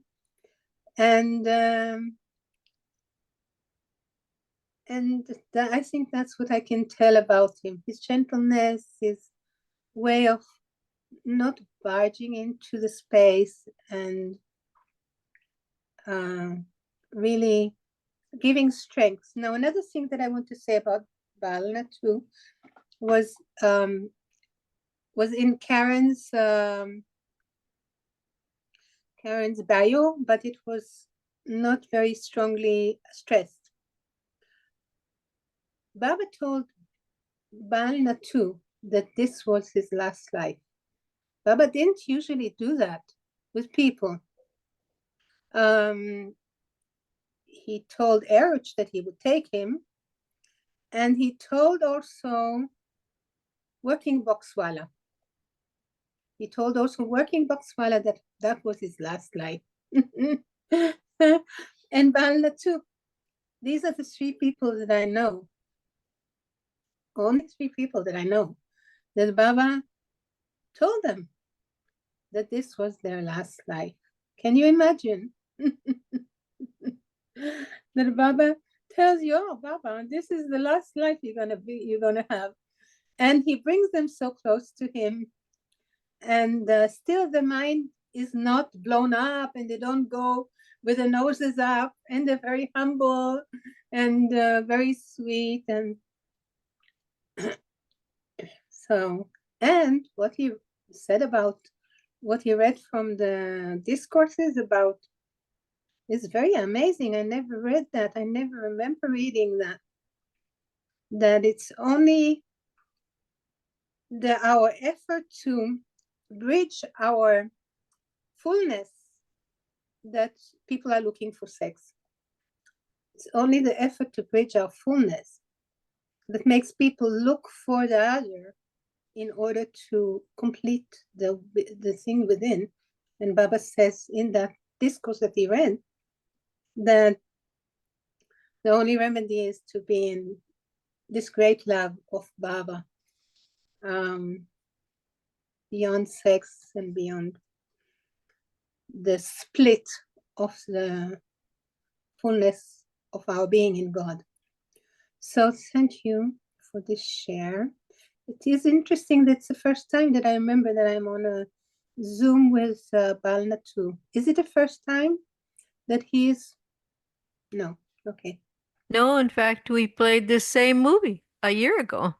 Oh, Uh, okay. but I was hosting. I don't remember anything from I'm so glad to see it again. It's such a Yeah, clear, bright expression of wow.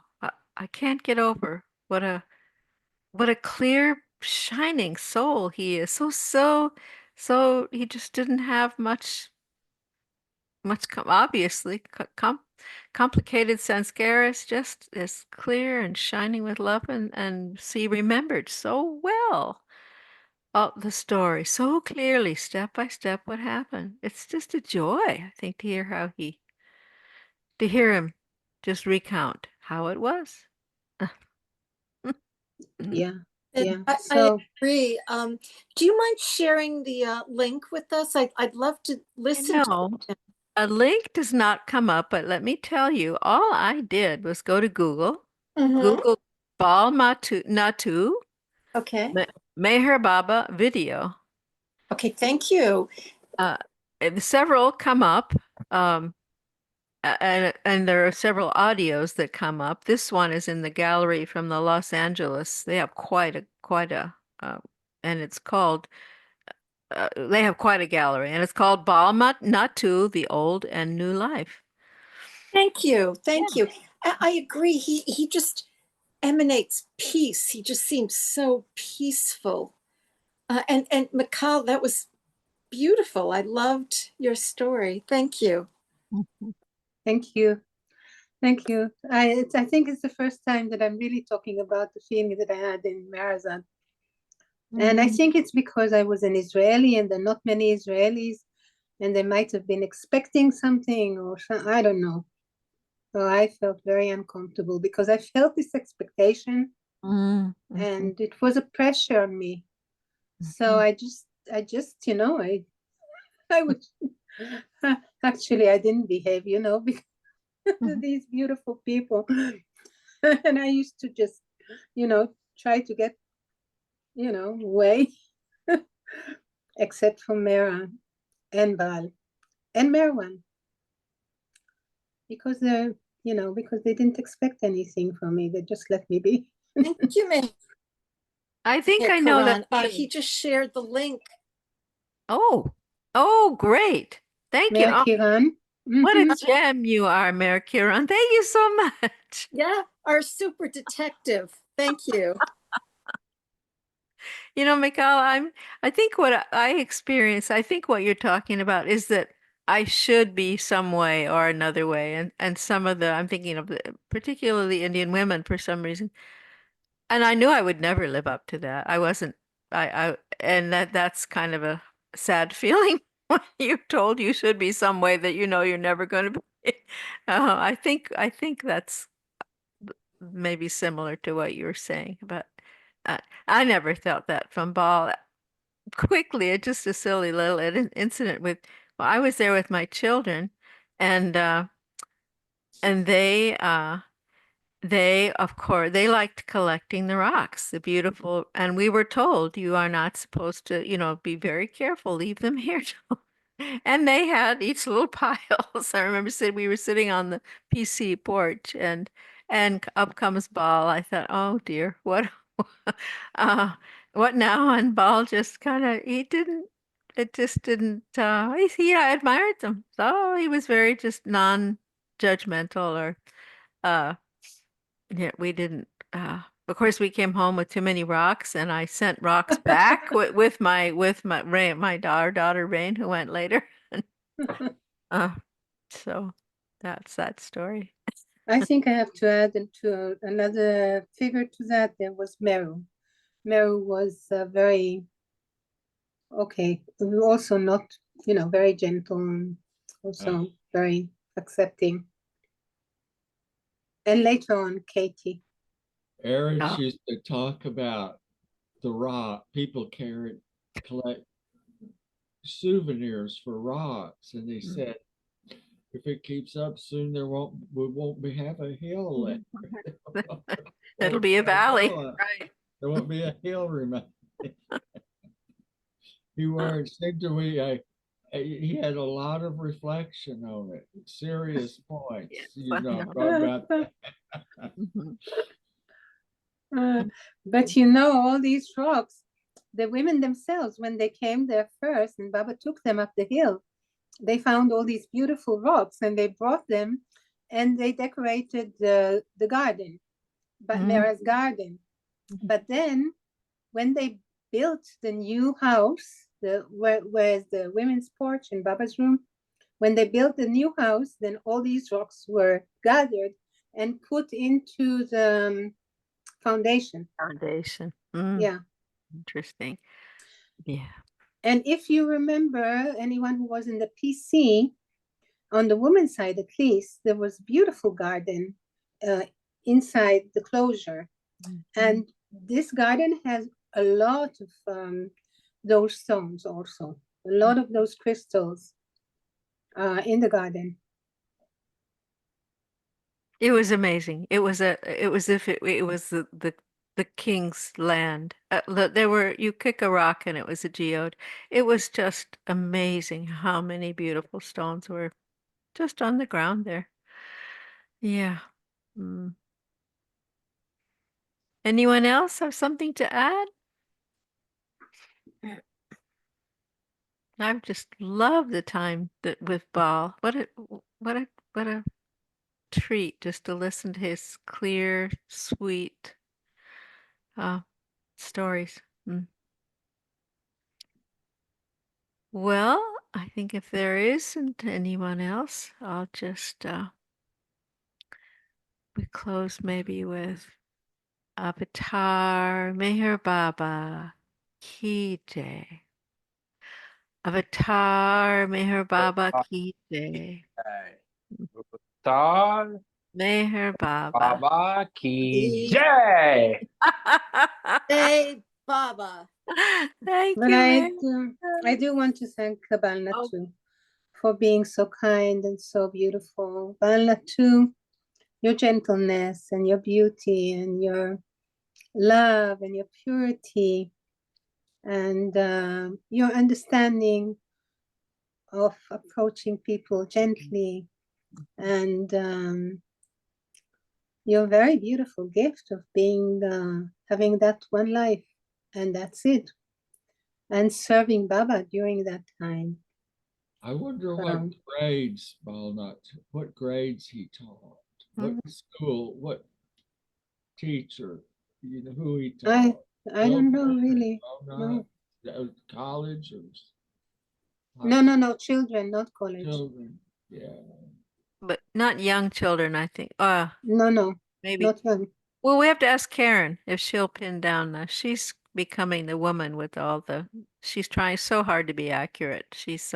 We'll ask her if she can pin that down.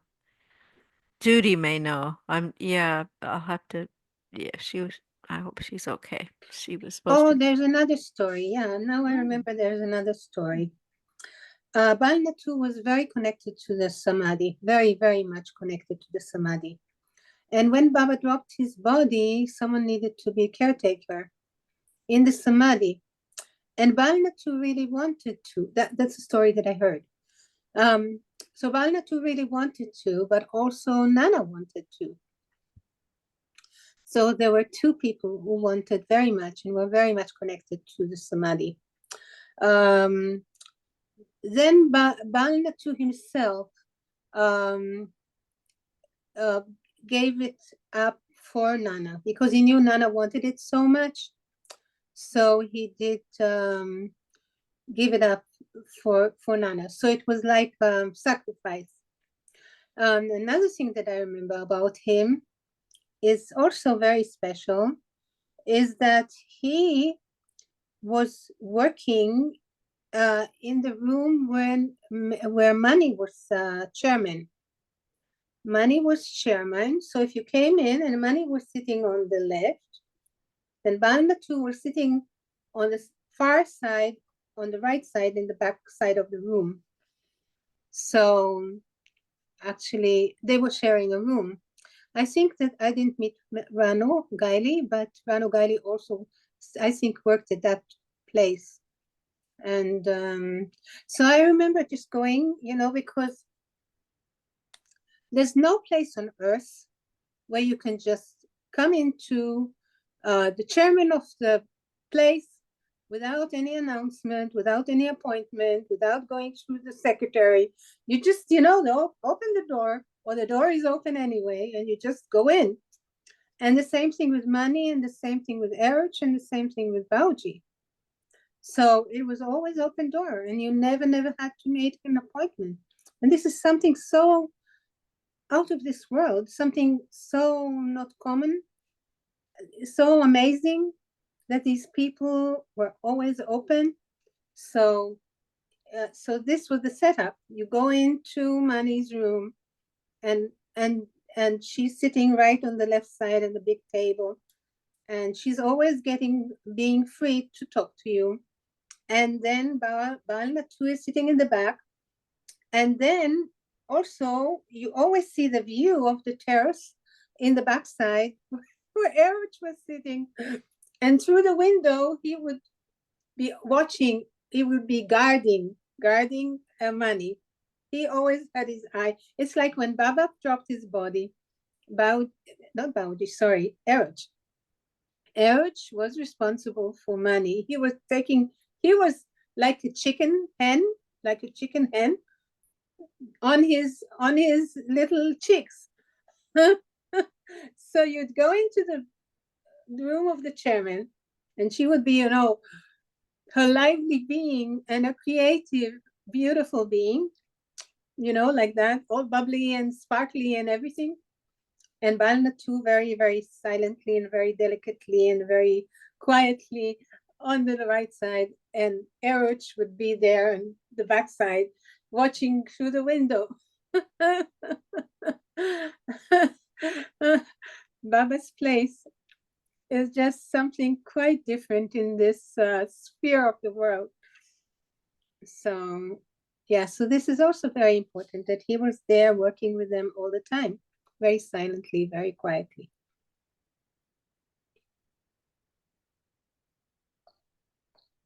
What a picture. What a picture, those three. Oh. Yeah. Well, yeah. Baba gave that responsibility for Mani to Erich. Oh, he did? Yeah.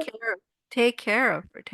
Yeah, he did. Oh, really? Oh, he expressed it? Yes, he did. Yes. Oh, it was very beautiful to see. Their connection was so beautiful to see. The connection was so beautiful, really beautiful. Very, very beautiful. So, yeah, so he did that. Oh, he did that. He completely was taking, like wrapping her with his Nazar. It was like lovely to see the trust and the love between them. Beautiful, beautiful.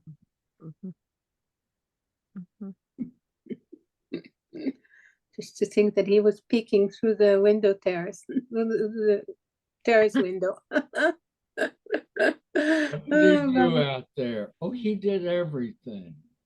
He'd put things in the file cabinet. He would get things out of the file cabinet. You've got that experience, Ralph. You were there in those days. Tell us more. Tell us more. Yeah. Oh, I remember it. Michal has painted a very good picture of the situation of a work day in the trust office. But there were other people frequently come. There was traffic in there Yeah. and activity and lots of things being discussed at times. And sometimes it would just be quiet and swatting flies would be yeah, like that.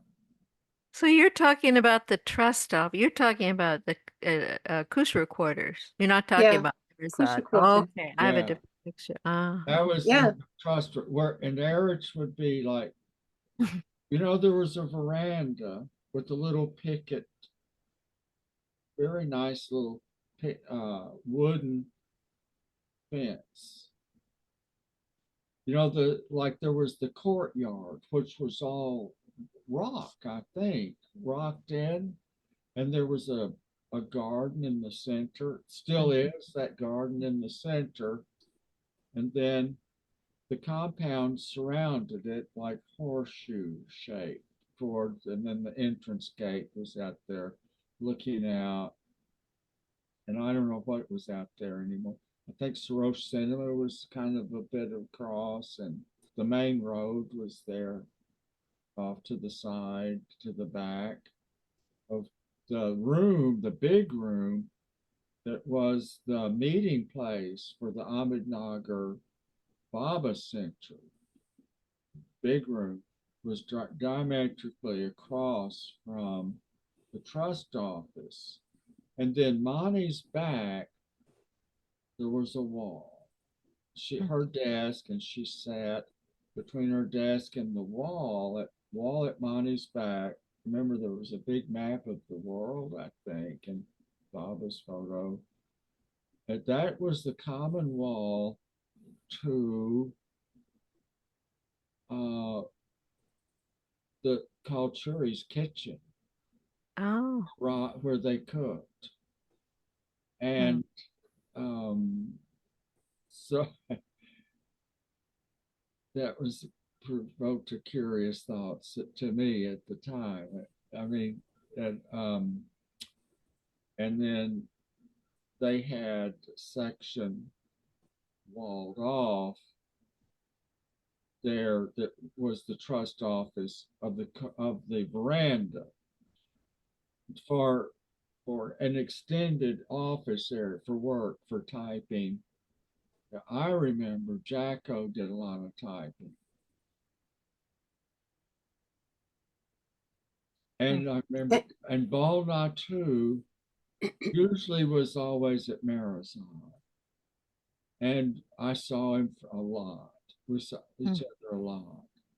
And he got around and he was always into something. And there would be a conversation. I don't remember. I mean, if Baba wanted me to, I would remember something. But at this time, it's all, I don't, it's something I don't think about. It just is. It just is. for someone so impaired physically, he had a very bright and quick energy, very uh, and persistent energy to publish all those books. Took a tremendous amount of, focus and uh, he had that. There's a real clarity about him that was just so wonderful. So But he was often very frail and very, very without energy, very, very frail and very sickly. And he writes about that in intimate in the conversations. He also writes about it. And I think he's the first one of the Mandali. You see, Baba didn't give them any Baba didn't give them any experiences. He just worked them to the bone. The men, I mean. Where did Bal sleep? Can you remember? He had a room. Yeah, where is his room? He had a room where if you go into the where Erich's room was, and right on the other side was Merwan's room and Manu's room, and she was sick. And you go further inside that way, there's a back room in the compound. In you understand where I'm going? Like you go from the terrace, and you pass Mint Terrace, and you go by the blue bus, right?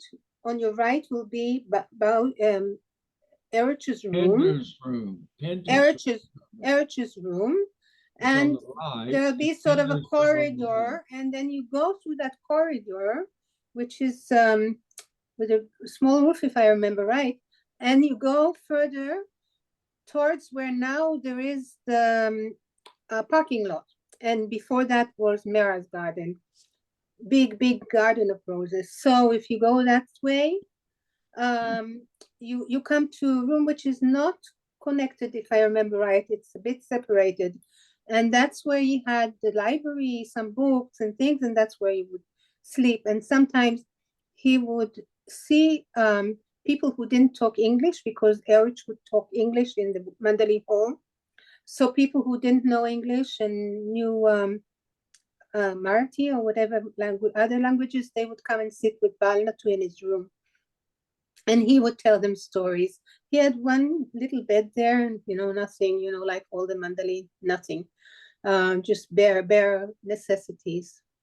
So that's where I sometimes I would go by there and just sit there for a while. They would be talking Indian languages that I didn't understand, but I would sit there, and then I would just go.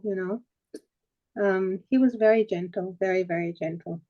So Michal, remember where the New Life wagon was parked? Yes. Is it in close to that? Yeah, it could be on the back Was side it of in it. that little niche where Bal's room? No, Bal's room not was that back way. in here. Yeah. Not that way. But if you're looking at the New Life, carriage, where you can open and look at Baba's picture there with glass, he has a glass. Then on the back side, if you will go like further with your eyes on the back side of that place, there you would find another. There were two huts there. One was Mani's. It was closer to the women's house, and she used to use it as an office from time to time. It was a private place for her. And further down to the right, further down to the men's side, was his room.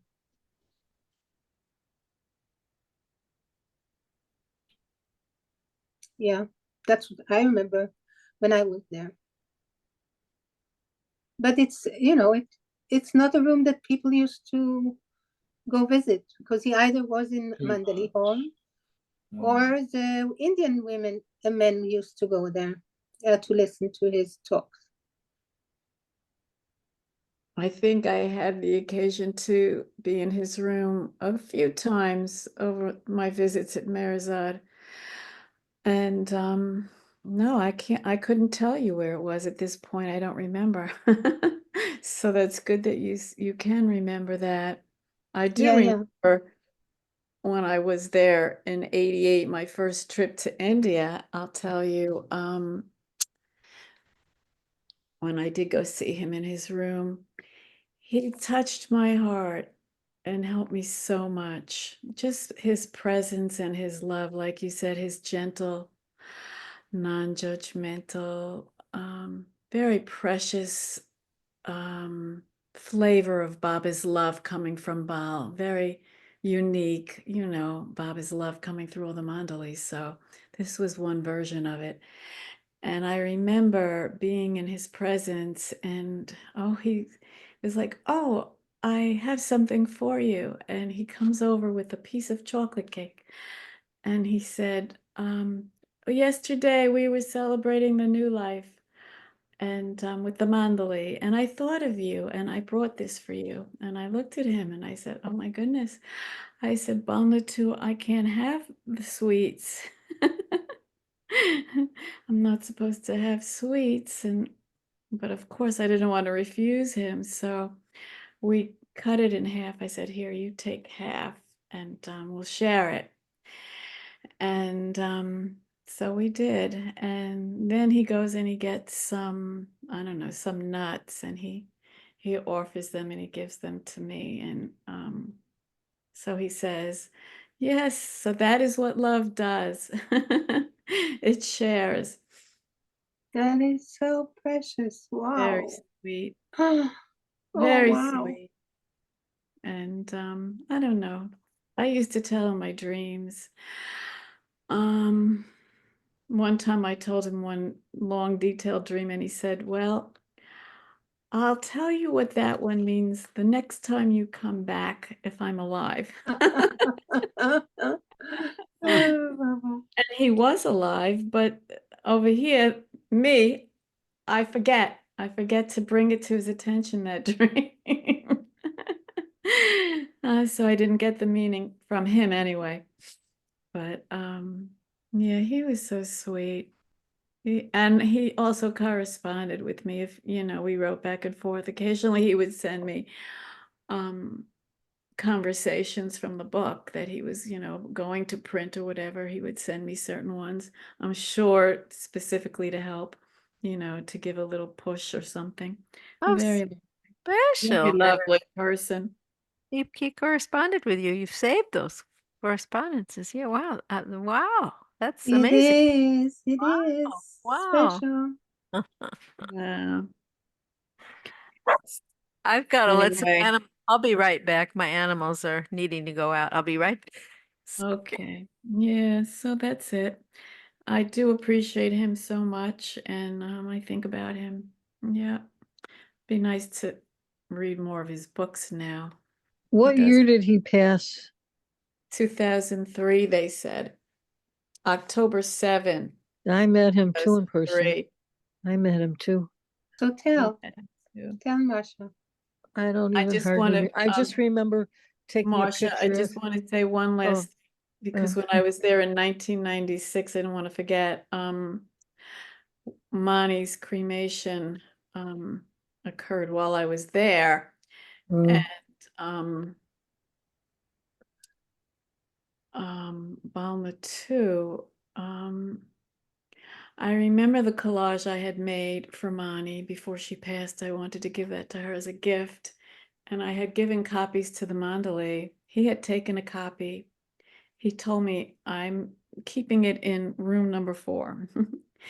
Anyway, and then at the cremation, I was standing there by myself while they're starting the fire, and he comes over to me and sits or leans against something on a stone.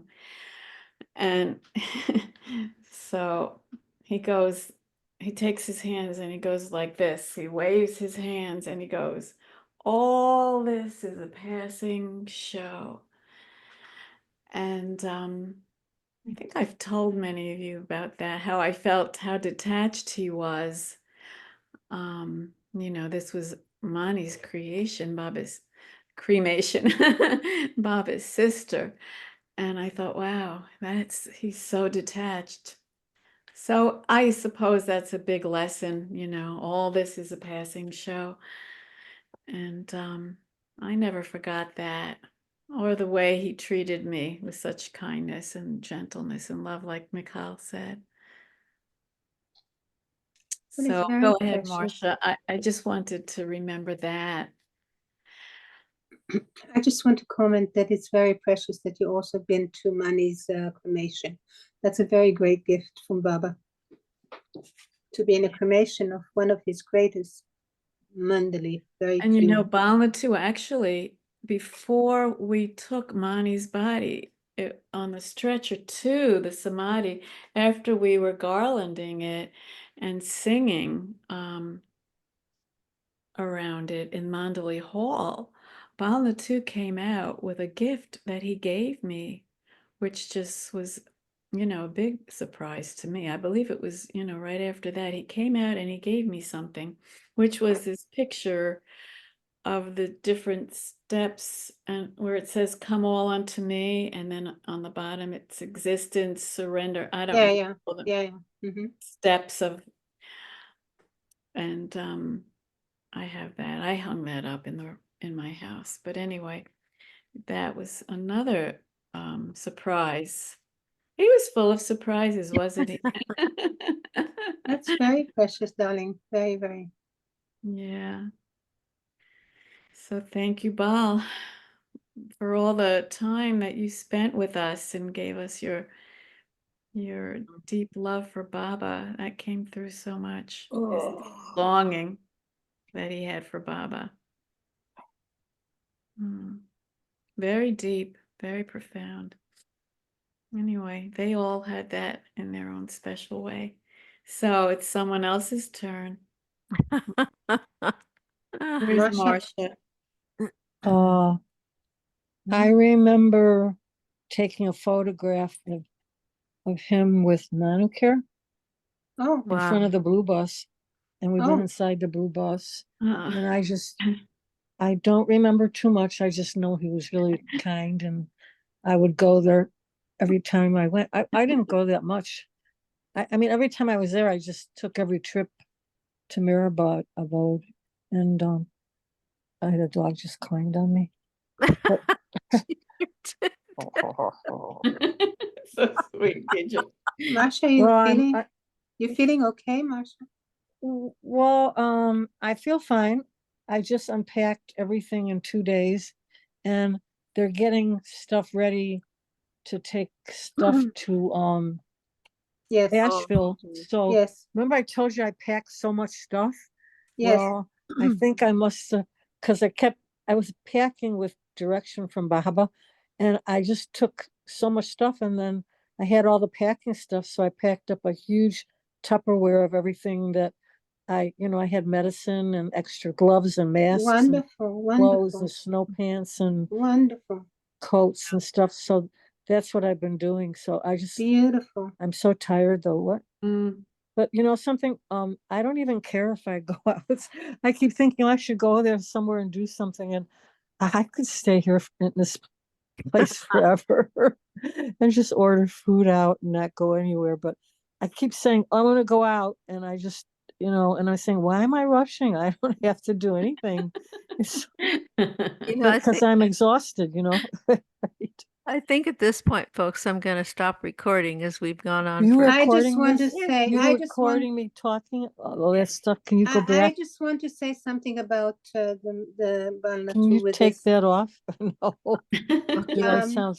I didn't know. I want, I don't have a light on here saying you were recording. I thought it was over. Yeah, we're recording. Yeah. Oh. So that'll be up to Angela. But I didn't Mikal. see also the light. I didn't see, I thought we were not.